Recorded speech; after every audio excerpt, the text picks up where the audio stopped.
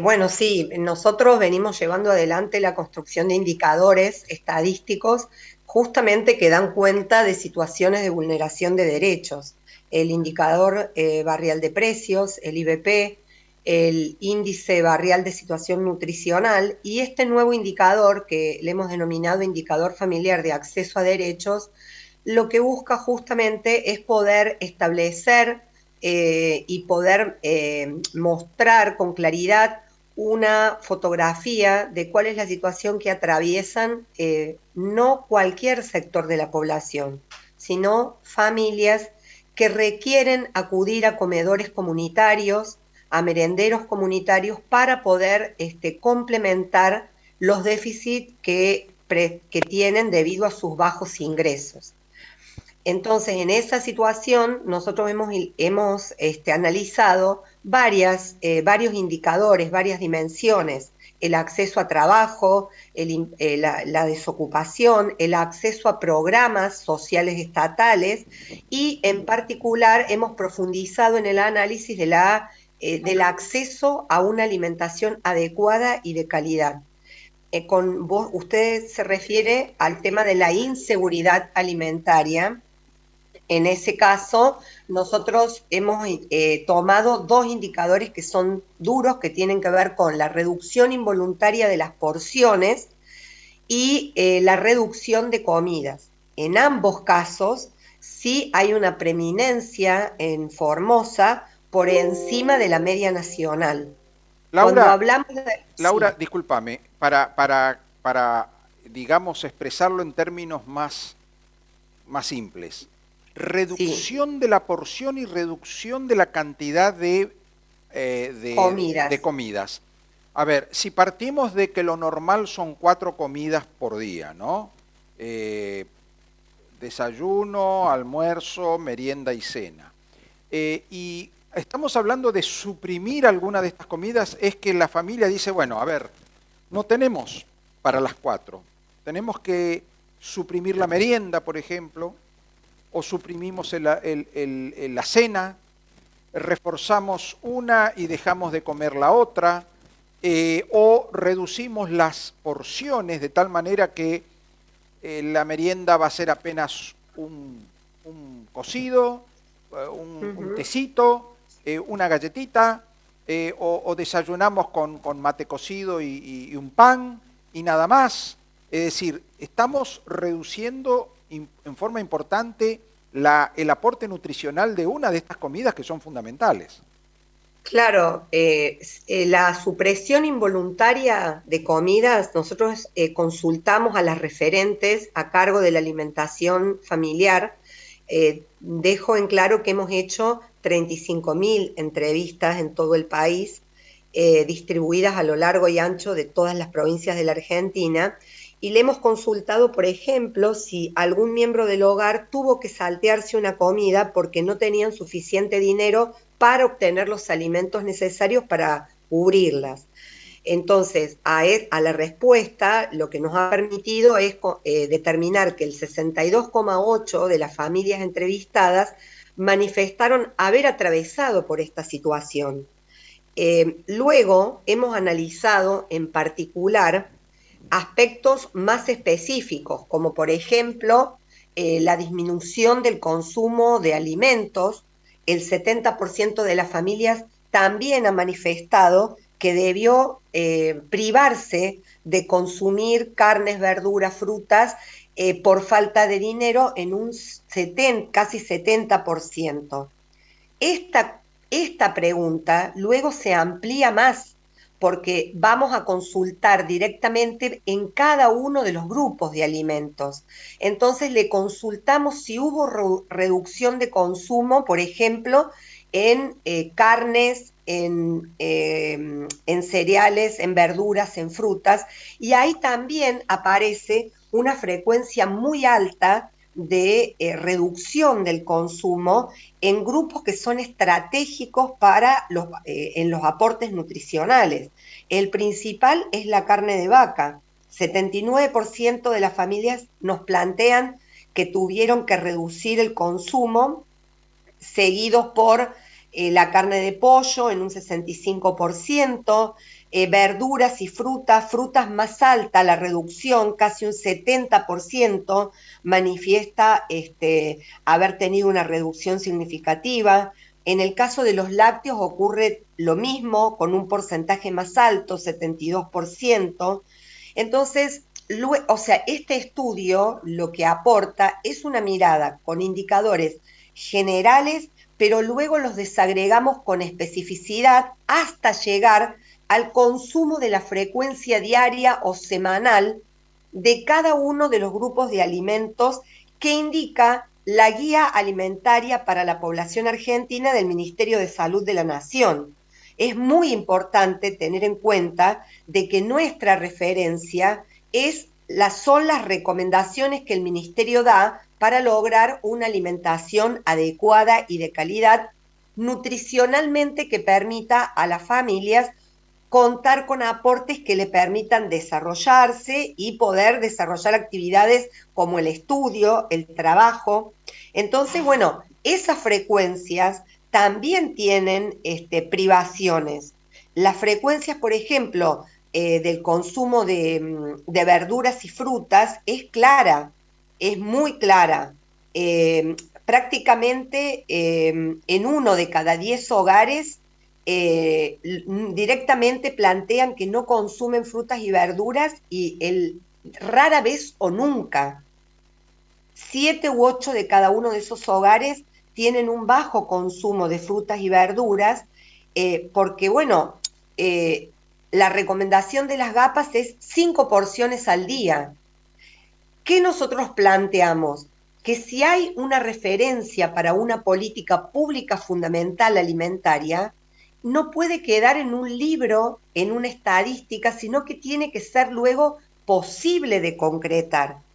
Y tenemos que analizar las causas de por qué no se completa, que no tiene que ver con una decisión voluntaria de la familia, sino que hay una decisión involuntaria, condicionada o determinada por la falta de ingresos para Claro. poder acceder al producto alimenticio que estamos mencionando. Laura, está muy claro que vos te referís a la reducción involuntaria en el sentido de que nadie que pudiera alimentarse mejor va a dejar de ingerir, excepto que está haciendo una dieta, ya sea por decisión propia o por indicación médica. Ahora, la gente que no tiene esa intencionalidad, si reduce la ingesta de productos alimenticios básicos es porque no le da el cuero, no le alcanza el dinero para poder comprarlos. Laura, te voy a pedir que te alejes un poquito de la cámara.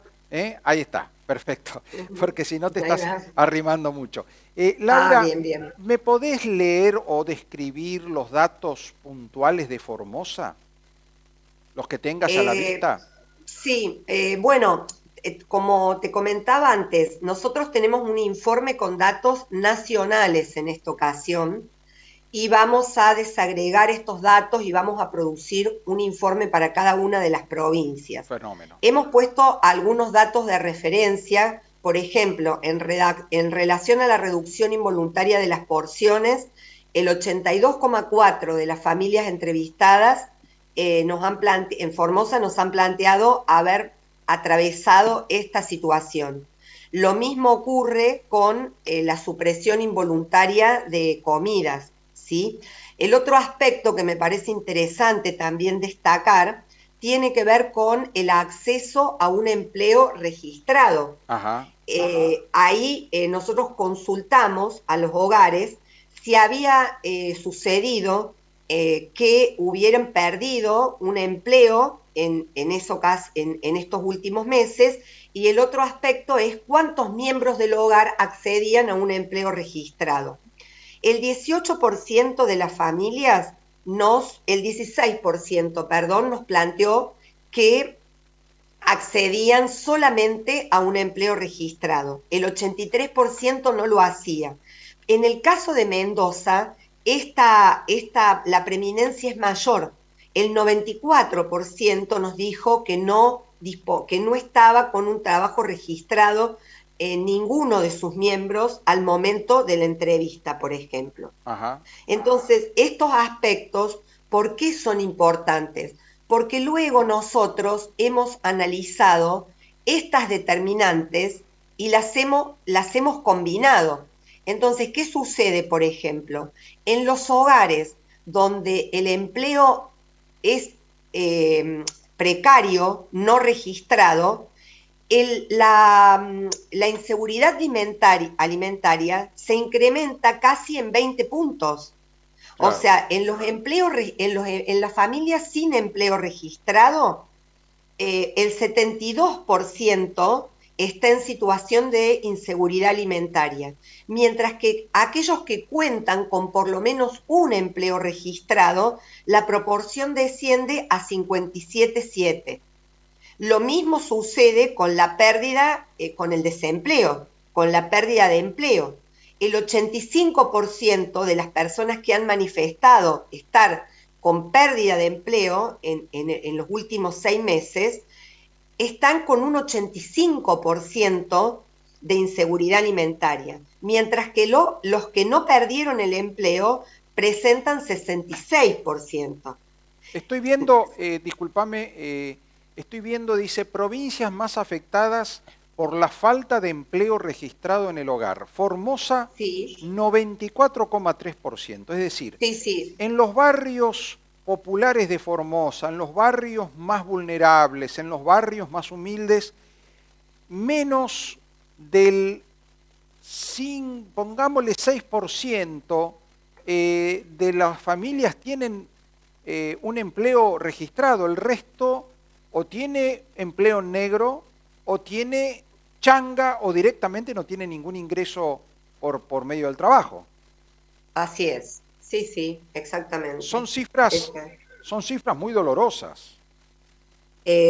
sí, justamente nosotros lo que planteamos, vos hiciste referencia al inicio de la entrevista de que esta información es relevada por actores sociales que tienen una práctica territorial y que están involucrados en tareas sociales de asistencia alimentaria o que llevan adelante tareas en cooperativas de trabajo. Sí, es así, o sea, todas las compañeras y los compañeros que han participado se han capacitado para llevar adelante este monitoreo nacional. Y justamente la ventaja o lo primordial de este relevamiento es que hemos podido llegar a tantos lugares, a la profundidad de los barrios populares, por ese vínculo estratégico de estos actores sociales con las familias que están padeciendo, porque ellos mismos son parte de la situación de vulnerabilidad. Este estudio no es realizado por espacios académicos externos al barrio, Claro. sino que son vecinos y vecinas de los barrios populares que han sido capacitados y que están convencidos de que de ellos depende la posibilidad de transformar en esta ocasión construyendo conocimiento sobre la situación de acceso a derechos, ¿no? Y esta información nosotros no creemos que tenga que ser puesta solamente para el espacio de la protesta o del reclamo. Nosotros creemos que es un aporte significativo para enriquecer las políticas públicas y que debe ser tenido en cuenta por quienes están llevando adelante la gestión, porque a pesar del gran esfuerzo que podemos tener una lectura positiva, de que se está haciendo un gran esfuerzo para llegar con ingresos, con transferencia de ingresos a las familias que están por debajo de la línea de indigencia, como es el tema del aumento de la UH, la tarjeta alimentar o el potenciar trabajo. Lo que sucede es que hay una coyuntura estructural que determina que esos ingresos pierdan permanentemente poder adquisitivo, que es el proceso inflacionario. Entonces, ahí nosotros ponemos una alerta, porque es interesante analizar, aún en este grupo de familias que en su mayoría universalmente acceden a la asignación universal, a la tarjeta alimentar, aún así los porcentajes de inseguridad alimentaria son muy, muy preeminentes. Entonces, ¿qué significa esto? ¿Que es insuficiente la transferencia de ingresos? Bueno, puede ser una lectura, pero la otra lectura es que es como una rejilla como si yo pudiera llenar una pileta que tiene una rejilla con boca muy ancha y que el agua se escurre rápidamente. Entonces, puedo seguir aumentando y transfiriendo. Ahora, el problema es que hay que ponerle un límite a lo que está estructuralmente está condicionando y determinando en primera instancia qué es el proceso inflacionario. Laura, Y sí, a ver, eh, una pregunta es, ¿qué pasa con esa asignación universal por hijo que se estableció oportunamente para garantizar, ¿no es cierto?, una base alimentaria aún en los sectores más humildes, aún en los sectores sin ninguna clase de ingreso estructural, sin ingreso registrado? Entonces, garantizar a todos una cobertura universal. ¿Vos decís que ese monto que se transfiere no alcanza para asegurar esa alimentación al chico? ¿O pensás que la familia, cuando ya no tiene otra alternativa, recurre a ese dinero para alimentar a todo el grupo humano, ¿no es exactamente. cierto? Sí, sí. Mira, sí, a ver, hay varios aportes que podemos hacer en el sentido del tema que estás planteando. En primer lugar, nosotros también creemos que con este informe vamos a ir a derribar estigmas. Ujú. En muchos de los casos se plantea que las familias hacen un uso incorrecto de los subsidios que reciben. Bueno, nosotros derribamos ese mito. Cuando le consultamos a las familias en sus tres prioridades a las que asignan el dinero que se les transfiere, el 96,5% planteó que lo utiliza para la compra de alimentos, el 70% para vestimenta y calzado y un 40% para cubrir gastos en salud. ¿Esto qué significa? Que las familias tienen una plena conciencia de que este programa estaba pensado para garantizar el acceso a mejores condiciones en lo que era aspectos básicos y elementales, derechos básicos y elementales como son la alimentación y el calzado, perdón, la alimentación, el vestido y la salud. Y por el otro lado, justamente alimentación, vestimenta y calzado son los rubros que mayor impacto inflacionario aportan Claro. a la canasta básica. Entonces, hay una desproporción en el sentido de que la canasta básica tiene un incremento que está por encima de los ingresos. Por ejemplo, nosotros, un dato que quizás te interese, pero que es más general, que tiene que ver con cómo han avanzado los salarios en relación al aumento de la canasta de alimentos. Los salarios registrados han tenido un incremento del 68,7. Estos son datos del INDEC, ¿no? Sí, sí, sí. Los salarios no registrados, 58,9. ¿Sí? Acá ya notamos una falta de equidad que se manifiesta en diferentes posibilidades de incremento de salario. Pero la canasta de alimentos, según el INDEC, desde julio 21 a julio 22 ha tenido un incremento del 70,55. Y el porcentaje que nos da a nosotros desde el IBP, que se hace en comercios de cercanía y no en cadenas de supermercados, nos da el 81,7. Entonces, acá ya tenés un panorama de coyuntura donde hay una combinación, coyuntura inflacionaria, deterioro del poder adquisitivo de los salarios y aumento de la canasta básica de alimentos. Son tres aspectos que se combinan para producir un cóctel explosivo en el deterioro de las condiciones de vida de las familias más humildes.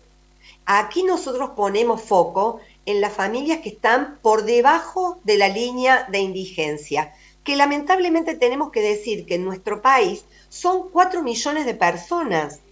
Dentro de esas 17 millones de personas que se encuentran en situación de pobreza, datos confirmados por el INDEC en su última medición, 4 millones no tienen posibilidades de comprar los alimentos básicos de una canasta de 57 productos que encima están pensados para el consumo del segundo quintil, o sea que ni siquiera estamos hablando de una canasta que incorpore alimentos según las recomendaciones de las GAPAs con una alimentación nutricionalmente adecuada. Lo básico para cubrir determinados requerimientos nutricionales. Entonces, bueno, este es el panorama, esta es la foto de la situación actual. Bueno, entonces es urgente, urgente poner coto al crecimiento del proceso inflacionario. Totalmente de Esa es acuerdo. un poco nuestra conclusión, digamos. Y el otro aspecto también, también hay un dato que es interesante. Nosotros en este grupo hemos determinado que el acceso al empleo registrado es bajísimo, porque el dato es de que disminuye el desempleo en la Argentina. Pero ese aspecto positivo no llega, no impacta, no derrama en los sectores que están extremadamente sumidos en una situación Sí. de pobreza extrema. Además, No Laura, derrama. claro, además, Laura, sabemos que estadísticamente la disminución en la necesidad de empleo se da también porque la gente no busca el empleo, es decir, la baja en el desempleo traduce a veces un dato engañoso. La gente no busca empleo y por lo tanto, cuando responde al interrogatorio, dice que no buscó empleo en la última semana o en las últimas 2 semanas. Entonces directamente queda fuera de lo que sería la población activa. Bueno, a ver, se interrumpió la comunicación con... Ya estamos de vuelta, un minutito. Ya estamos de vuelta con Laura Lonetti, la coordinadora de el ISEPSI, que se dedica a la parte de salud y de esta parte estadística de la población, sobre todo de los sectores más vulnerables. A ver. Ahí Ahí me está. volví a, Sí, sí, ahí me volví a conectar, sí, volviste. sí. Laura, a Sí. ver, también estaba diciendo, para redondear el tema, de que la caída en el desempleo como estadística, como números, como guarismos estadísticos, se debe también a una especie de truco estadístico que es cuando la gente no busca empleo, cuando la gente ha abandonado la búsqueda de empleo, como ocurre en Formosa, porque realmente la gente cree que no va a conseguir empleo, entonces sale de la torta, digamos, de la gente que estadísticamente se forma parte de la población económicamente activa. Queda fuera de Exactamente. este porcentaje, ¿no es cierto? Sí, sí, claramente, claramente esta es la situación y bueno, hay una situación de privación que también tengamos en cuenta, esto es una descripción estadística de Sí, sí. indicadores duros, pero luego tenemos que pensar otros indicadores que han estado muy presentes en nuestra sociedad en el momento de la pandemia, que tuvo que ver con las enfermedades crónicas no transmisibles, como es la obesidad, el sobrepeso, ¿sí? La hipertensión arterial. Entonces son todas enfermedades crónicas que tienen una base muy, muy mayoritaria en el acceso a una alimentación inadecuada. Totalmente. Y esto es muy importante tenerlo en cuenta, porque en la Argentina hay un avance sostenido y lamentablemente ya ha dejado de ser, eh, ha dejado de ser un factor aislado para convertirse en una situación de preeminencia en la mayoría de la población adulta, y no solamente en los adultos, sino en los niños y las niñas, donde el avance de las enfermedades crónicas no transmisibles debe ser también detenido, y aquí hay una situación muy compleja donde las privaciones de alimentos nutricionalmente adecuados y lamentablemente la falta de posibilidades que las familias tienen de acceder a ellos y están determinadas al consumo de alimentos que no son ricos en nutrientes, pero que llenan, son los más rendidores, eso entonces determina que el avance de esta epidemia de obesidad y sobrepeso no se va a detener. O sea, Totalmente. hay factores estructurales que están condicionando Totalmente. eh, cómo le ponemos coto a esta Totalmente. epidemia, que bueno, hizo estragos en épocas de pandemia, porque fue factor preponderante y predeterminante para provocar el fallecimiento Así es. de muchos argentinos y Así argentinas. es. Laura, te agradezco este panorama tan interesante, tantos datos tan valiosos para evaluar la situación social de nuestra población. Y en Formosa estos datos son realmente dolorosos e importantes. Te agradezco, yo sé que ustedes lo hacen con una convicción y un compromiso social muy grande. Esto lo hace doblemente importante. Así que Laura, gracias. No, a ustedes y en mi nombre a los miles de compañeros que han participado en este relevamiento, que te aseguro que ha sido muy, muy importante porque la encuesta que hicimos tenía 100 preguntas. O sea que nos queda todavía por seguir procesando una serie de informaciones que son altamente significativas, pero por una cuestión de tiempo Por hemos supuesto. priorizado los aspectos Más más urgentes, destacados. claro. Exactamente. Gracias, Así que Laura. bueno, Te mando un muchísimas abrazo. gracias a ustedes. Muchas gracias.